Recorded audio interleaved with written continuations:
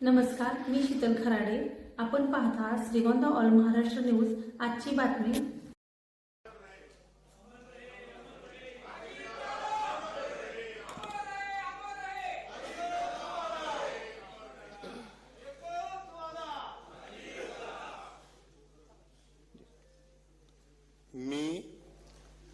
मी सुनेत्रा अजित पवार गांभीर्यपूर्वक प्रतिज्ञा करते की कायद्याद्वारे स्थापित झाले आहे अशा भारताच्या संविधानाबद्दल मी खरी श्रद्धा व निष्ठा बाळगीन.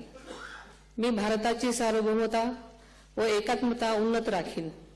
मी महाराष्ट्र राज्याची उपमुख्यमंत्री म्हणून माझी कामे निष्ठापूर्वक व ससद्विवेक बुद्धीने पार पाडेन आणि संविधान व कायदा यानुसार सर्व तऱ्हेच्या लोकांना मी गांभीर्यपणे व निपक्षपातीपणे तसेच कोणाच्याही विषयी ममत्वभाव किंवा आकस न बाळगता न्याय वागणूक देईन.